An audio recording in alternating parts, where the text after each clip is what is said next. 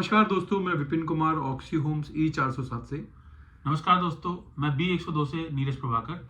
नमस्कार दोस्तों, मैं मुकेश कुमार D1208 से। आज की वीडियो हम आपके समक्ष लेके आए हैं। ये बहुत इम्पोर्टेंट मुद्दे पर है कि सोसाइटी का जो सभी के माइंड में एक बहुत बड़ा इम्पोर्टेंट सवाल है कि सोसाइटी का रिपेयर कैसे होगा। हम सभी जब आपस में बात कर रहे होते हैं तो एक बहुत बड़ा महत्वपूर्ण मुद्दा आता है कि सोसाइटी रिपेयर एक जो हमारे अपने एक बहुत इंपॉर्टेंट चीज़ से जुड़ा है, हमारी लाइफ से जुड़ा हुआ है और ये बहुत इंपॉर्टेंट मुद्दा है। इसी विषय पर आज हम तीनों की सोसाइटी का रिपेयर कैसे, हम नवयुग टीम कैसे नई टर्म में करवाएगी, इसी विषय पर हम आगे आपको बातचीत करेंगे।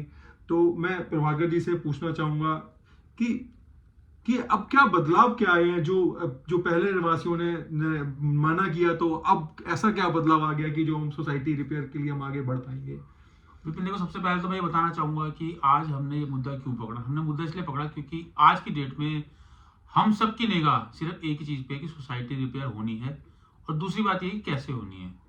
तो मैं बताता हूँ कि जैसे हम लोगों ने जब स्टार्ट किया था ये वाला मुद्दा कि हमने रिपेयर करवानी है, सब लोग बहुत उत्साहित थे, नहीं ये रिपेयर करानी है, सब लोग बहुत उत्साहित थे, सब लोग साथ में जुड़े भी थे। हमने टावर मीटिंग भी करी, काफ़ी अच्छा रिस्पॉन्स भी मिला हमको। लेकिन जब अच्छा रिस्पॉन्स हमें मिलना शुरू हुआ तो फिर एक आप समझो कि भाषा का जाल आ गया कि जी काम जो है वो फ्री में हो सकता है। अब एक तरफ हम बोल रहे हैं कि पैसा देना, दूसरी तरफ बोला जा रहा है कि फ्री में होगा। तो देखिए, हर आदमी सोचता है कि यार ठीक है, हम मिडिल क्लास फैमिली सब लोग हैं, आदमी सोचता है ठीक है यार, हो सकता है फ्री में काम हो जाए, तो क्यों ना फ्री की तरफ मैं जाऊं।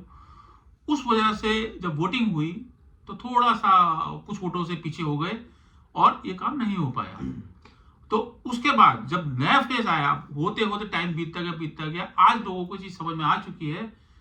आज हम नीचे घूमते हैं, लोगों में मिलते हैं, लोगों को चीज समझ में आ चुकी है विपिन कि ये पैसे के बिना काम नहीं हो सकता और पैसा हमें देना ही पड़ेगा, शगुफों से काम नहीं चलेगा। हम हाँ नीरज जी, इसमें मैं एक चीज़ और बोलना चाहूँगा कि लोगों के मन में क्लैरिटी या दिमाग में क्लैरिटी और आई है, क्योंकि डीआर साहब ने एक ऑडिट कराया, इंडिपेंडेंट ऑडिट कराया। इंडिपेंडेंट ऑडिट की रिपोर्ट में ऐसा सीए कुछ के द्वारा, सीए के द्वारा, हाँ, और वो भी ये नोबल प्रोफेशन है सीए, और वो भी सीए हैं जिन्होंने कराया ये, ठीक है। तो उन्होंने जब अपनी रिपोर्ट पेश की है, उसमें कहीं पर भी ऐसा कुछ मेंशन नहीं है जिस जैसे एलिगेशंस हमारे ऊपर लगाए जाते हैं, ठीक है। तो लोगों को भी ये क्लैरिटी मिली है कि ऐसा कुछ है ही नहीं कि 4 करोड़ रुपए बच जाते हैं, 18 लाख रुपए बच जाते हैं, इस तरीके का कुछ भी नहीं है, ठीक है। तो इसको ये समझा जाए कि लोगों को समझ में आ चुका है कि ये सिर्फ राजनीति के लिए किया गया था और महज, और इसमें कुछ था नहीं। मुकेश साहब ने बहुत अच्छा पॉइंट बताया ये वाला। वाकई में इस पॉइंट का बहुत बड़ा रोल है इसके अंदर, जो आज लोग पैसा देने को तैयार है। क्योंकि एक चीज फैलाई जा रही थी कि क्या होता है, रूलिंग पार्टी कोई भी होती है, बहुत इजी होता है उसको ब्लेम गेम करना, खा रहे हैं, ये कर रहे हैं, वो कर रहे हैं, बहुत बोलना इजी होता है। प्रूफ ना कोई कर पाया, ना किसी ने किया, ठीक है ना। और जब हमने खुद चल के बोला, हमने जीडीए से रिक्वेस्ट करी कि जी आप हमारी जांच कराइए, जांच में कुछ नहीं निकला। तो देखो, लोग समझदार हैं, पढ़े लिखे हैं, सबको समझ में आता है कि यार जो रिपोर्ट है वो एक सरकारी डिपार्टमेंट ने बनवाई है, वो ऐसे नहीं बनवाई जाती। तो जब उसमें हमको क्लीन चिट मिला है, उससे भी लोगों में हमारा कॉन्फिडेंस बहुत बड़ा है हमारे ऊपर कि नहीं यार, इस काम को हमें करवाना है।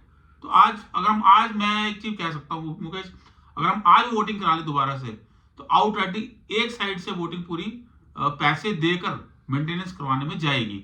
लेकिन क्योंकि जैसे मुकेश ने बताया है कि इस समय हम लोग वो काम कर नहीं सकते क्योंकि अभी इलेक्शंस आ गए हैं और डीआर ने रोक लगाई हुई है। तो आगे मैं मुकेश से रिक्वेस्ट करूंगा, आगे बताएं। और इसमें एक चीज और है नीरज जी कि आगे हम रोड मैप में एक चीज और इंक्लूड होती है। अगर हम मतलब जाहिर सी बात है जीतेंगे ही, अगर हम आते हैं और उसके बाद जब बिल्डिंग को कैसे रिपेयर कराएंगे, तो जीबीएम अगर डीआर साहब कहते हो तो जीबीएम भी बुलाई जाएगी। जीबीएम में जैसा कि नीरज जी ने बताया कि आज बुला ले तो आज भी वो हो जाएगी, इसमें अप्रूवल मिल जाएगी। लेकिन 1% भी अगर ऐसा होता है कि जीबीएम में अप्रूवल नहीं मिलती, तो अब हम इसको एक नेसेसिटी की तरह लेके चलेंगे और सरकारी मदद लेंगे। और इस टेन्योर में हम आपको भरोसा दिलाते हैं और पूरा यकीन दिलाते हैं कि अपने इस टेन्योर में, आने वाले टेन्योर में हम बिल्डिंग रिपेयर करा देंगे।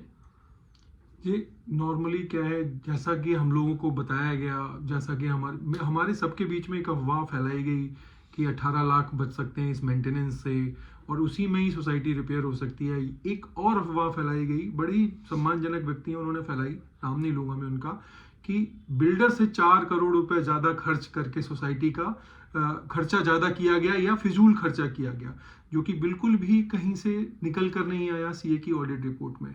तो ये जो जो दावे किए गए थे दूसरों की तरफ से, वो बिल्कुल फेल्योर या झूठे झूठे निकले। तो इस वजह से भी कॉन्फिडेंस मुझे लगता है मुकेश या नीरज जी, रेजिडेंट का हम में बढ़ा है कि जो वेदाग छवि हमारी थी वो अभी भी हमारी कंटिन्यू है। और सबसे इंपॉर्टेंट मुद्दा जो सोसाइटी रिपेयर का है, वो हर निवासी को, आई थिंक मेरे ख्याल से ज्यादातर निवासियों को समझ में आ चुका है कि सोसाइटी का रिपेयर बिना सपोर्ट के संभव नहीं है। और जो ये बहकावे में दिया जा रहा है उससे सिर्फ समय की बर्बादी होगी। मैं आपको बताना चाहूंगा कि अगर कोई भी जो 2 टर्म जीत के आए हैं, हमें एक्सपीरियंस है सोसाइटी के फाइनेंस का, हमें एक्सपीरियंस सोसाइटी की मेंटेनेंस का, हमें एक एक चीज का एक्सपीरियंस है। और ये मैं एक्सपीरियंस का बेनिफिट होगा क्योंकि हम पहले दिन से ही सोसाइटी की रिपेयर पे लग पाएंगे। जबकि दूसरा बंदा जो कोई आया, तो ये बात समझने की, वो कुछ सोसाइटी को समझने में ही कम से कम 7 से 8 महीने चलाएगा और सिर्फ ब्लेम गेम खेलेगा। और 8 महीने बाद फिर वो आएगा आपके पास कि भाई हमारे पास फंड नहीं है, हमें अपना सपोर्ट चाहिए, ये सारी बातें। मैं तो कह रहा हूँ विपिन, 8 महीने तो वो जो पक्ष है या एओ है उसको चोर साबित करने के प्रयास में बिता देगा 10 महीने। बिल्कुल बिल्कुल बिल्कुल। देखिए, मैं तो अंत में एक ही बात कहूंगा, बातें हमने ऑलमोस्ट सारी कर ही दी है विपिन। मैं तो ये कहूंगा कि देखिए, सभी राजनीतिक पार्टियों से, सभी लोगों से, सभी निवासियों से एक रिक्वेस्ट करूंगा, सबसे पहला काम हमारा है अपना घर बचाना। हमें सबसे पहले अपना घर बचाना चाहिए। देखिए, घर बचेगा, सोसाइटी बचेगी, राजनीति करने के लिए जिंदगी पड़ी है। लेकिन सबसे पहला काम, मैं सबसे रिक्वेस्ट करूंगा, सबसे पहला काम, राजनीति से घर को अलग कर दो। सबसे पहले घर रिपेयर करा ले, अगले साल से जिसने जो राजनीति करनी है वो करता रहे।